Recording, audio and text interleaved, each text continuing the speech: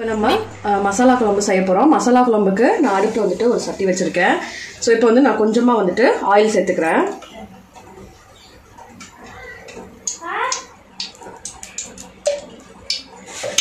Oil வந்து சேர்த்ததுக்கப்புறம் பட்டை,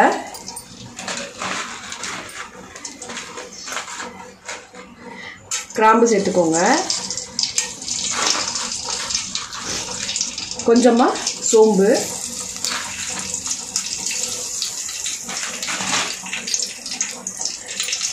இந்த பட்டை கிராம்பு எல்லாமே நல்லா வந்து நமக்கு புரிஞ்சு வந்துருச்சு. இந்த டைமில் நறுக்கி வச்சுருக்க வெங்காயம்,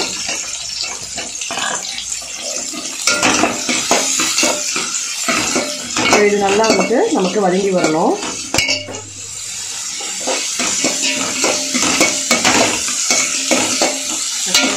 நமக்கு வெங்காயம் நல்லா வதங்கி வந்துருச்சு. அரிஞ்சு வச்சுருக்க தக்காளியும் சேர்த்துக்கலாம். வெங்காயம் வந்து தக்காளி ரெண்டு நம்ம சேர்த்துக்கலாம். இது நம்ம குழம்பு குவான்டிட்டி பொறுத்து நம்ம எடுத்துக்கலாம் வெங்காயம் தக்காளியும். ஸோ தக்காளி வந்துட்டு நல்லா வதங்கி வரட்டும். இதோட கொஞ்சமாக கருவேப்பிலை,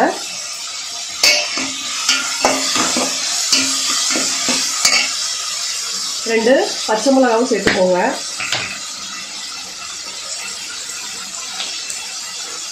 ஸோ பச்சை மிளகாய் ரெண்டு சேர்த்துக்கிறேன். ஸோ இது நல்லா நமக்கு வதங்கி வரட்டும். வந்து நான் எடுத்து வச்சுருக்கேன். இதில் வந்து மசாலா குழம்புக்கு நீங்கள் எல்லா காயுமே வந்துட்டு நம்ம சேர்த்துக்கலாம். ஸோ இதில் வந்துட்டு நான் பீன்ஸு, கேரட்டு, அவரைக்காய், கத்திரிக்காய், முள்ளங்கி, ஸோ இந்த மாதிரி நிறைய நான் காய் சேர்த்துருக்கேன். ஸோ இந்த மாதிரி சேர்த்து செய்யும் போது டேஸ்ட்டும் வந்து நல்லாயிருக்கும். ஸோ இதில் வந்துட்டு இன்னொரு விஷயம் என்னென்னா, நம்ம பாசிப்பருப்பு வந்து நான் ஆல்ரெடி வந்து வேக வச்சுருக்கேன். ஸோ நம்ம குழம்பெல்லாம் ஊற்றி முடிச்சதுக்கப்புறம் ரெடியானதுக்கப்புறம் கடைசியாக வந்துட்டு நம்ம அந்த பாசிப்பருப்பு சேர்த்து ஒரு கொடி நம்ம விட போகிறோம். ஸோ இது வந்து பாசிப்பருப்பு சேர்க்கறதுனால இன்னும் வந்து குழம்பு டேஸ்ட்டாக இருக்கும். வெங்காயம் தக்காளி பார்த்தீங்கன்னா நல்லா வந்துட்டு நமக்கு சூப்பராக வந்துட்டு வதங்கி வந்துடுச்சு. ஸோ இந்த டைமில் நம்ம எடுத்து வச்சுருக்க காயையும் வந்துட்டு சேர்த்து ஒரு 2 நிமிஷம் வந்து நல்லா நம்ம அந்த காய் வேகிற அளவுக்கு நல்லா வதக்கி விட்டுக்குவோம்.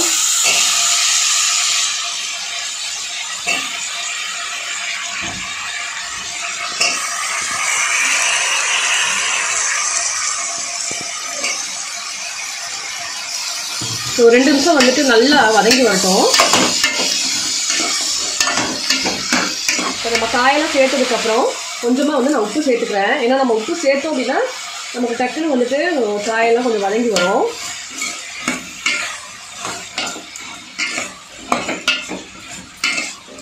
ஒரு 2 நிமிஷம் நல்லா வதங்கி வரட்டும்.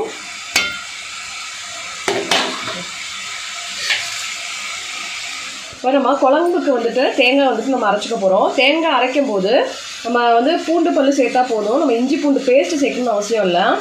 பூண்டு பல் சேர்த்துட்டு கொஞ்சமாக வந்துட்டு சோம்பு வந்துட்டு இதோட சேர்த்து நம்ம அரைச்சி வந்துட்டு எடுத்துக்க போகிறோம். இப்போ காயெல்லாம் பார்த்திங்கன்னா நல்லா வந்துட்டு நமக்கு வதங்கி வந்துருச்சு.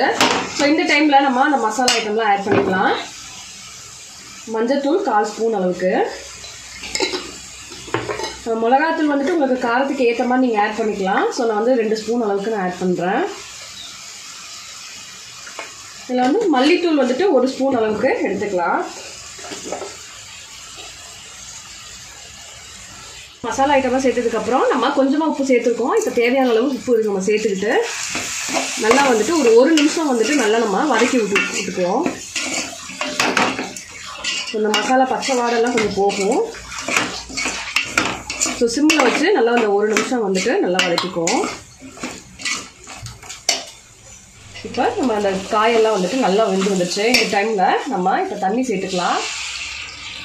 ஸோ இது வந்து நம்ம அரிசி கலந்த தண்ணி தான் எடுத்து வச்சுருக்கேன். ஸோ அதை அப்படியே வந்து நான் சேர்த்துக்கிறேன். இது வந்துட்டு நல்லா வந்துட்டு ஒரு கொதி வந்ததுக்கப்புறம் நம்ம தேங்காய் அரைச்சதை சேர்த்துக்கலாம். ஸோ இப்போ குழம்பு பார்த்திங்கன்னா நல்லா வந்துட்டு ஓரளவுக்கு நல்லா கொதி வந்துடுச்சு. நம்ம அரைச்சி வச்சுருக்க தேங்காயையும் வந்துட்டு சேர்த்துட்டு நம்ம எந்த அளவுக்கு வந்துட்டு குவான்டிட்டி வேணுமோ அந்தளவுக்கு நீங்கள் தண்ணியை சேர்த்துக்கலாம்.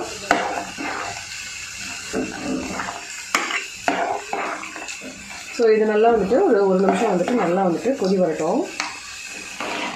நல்லா வந்துட்டு நமக்கு குழம்பு கொதி வந்து நல்லா அந்த காயெல்லாம் பார்த்திங்கன்னா நல்லா வெந்து வந்துடுச்சு. ஸோ இந்த டைமில் நம்ம அதை வேக வச்சுருக்க பாசிப்பருப்பு அப்படியே நம்ம சேர்த்துக்குவோம். ஸோ இது சேர்க்கும் போது நல்லா வந்துட்டு குழம்பு வந்து திக்காகவும் இருக்கும், அதே அளவுக்கு டேஸ்ட்டாகவும் இருக்கும்.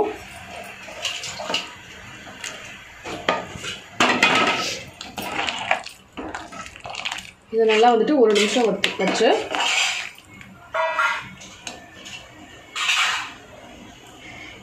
இதை வந்துட்டு நம்ம பாசிப்பருப்பு சேர்த்ததுக்கப்புறம் நல்லா ஒரு நிமிஷம் வந்துட்டு நம்ம கொதிக்க விட்டு அதுக்கப்புறம் குழம்பு வந்துட்டு ஆஃப் பண்ணிக்கலாம். இப்போ குழம்பு பார்த்திங்கன்னா நல்லா வந்துட்டு கொதி வந்துச்சு. நம்ம போட்டு வந்து பாசிப்பருப்பு பார்த்திங்கன்னா நல்லா மலர்ந்து குழம்பு வந்து பார்த்திங்கன்னா நல்லா திக்காக வந்துருச்சு. ஸோ இது வந்துட்டு மசாலா குழம்புன்னு சொல்லுவாங்க, பொரிச்ச குழம்புன்னு சொல்லுவாங்க. ஸோ கண்டிப்பாக ஒரு தடவை ட்ரை பண்ணி பாருங்கள், குழம்பு வந்து ரொம்ப சூப்பராக வரும். ஸோ இது வந்து நம்ம சாதத்துக்கு மட்டும் இல்லாமல் தோசை, சப்பாத்தி, இட்லி எல்லாத்துக்குமே நம்ம வந்து தொட்டு சாப்பிட்லாம், ரொம்பவே நல்லாயிருக்கும்.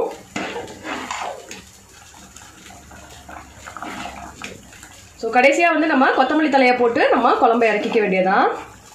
நம்ம சேனல் நீங்கள் ஃபர்ஸ்ட் டைமாக பார்க்குறீங்க அப்படின்னா மறக்காமல் சப்ஸ்கிரைப் பண்ணிடுங்க, பக்கத்தில் இருக்க பெல் ஐக்கானையும் ப்ரெஸ் பண்ணிடுங்க, அதில் ஆல்ன்ற ஆப்ஷனையும் நீங்கள் வந்துட்டு கிளிக் பண்ணிடுங்க. ஸோ நான் ஃபர்தராக போடுற வீடியோஸ் எல்லாமே உங்களுக்கு நோட்டிஃபிகேஷனில் வரும். அண்ட் இந்த வீடியோ உங்களுக்கு பிடிச்சிருந்தது அப்படின்னா மறக்காமல் லைக் பண்ணுங்கள், ஷேர் பண்ணுங்கள், சப்ஸ்கிரைப் பண்ணுங்கள்.